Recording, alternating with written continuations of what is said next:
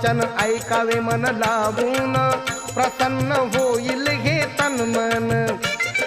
धम्माला या जागदा साधावी ही सफलता, साधावी ही सफलता.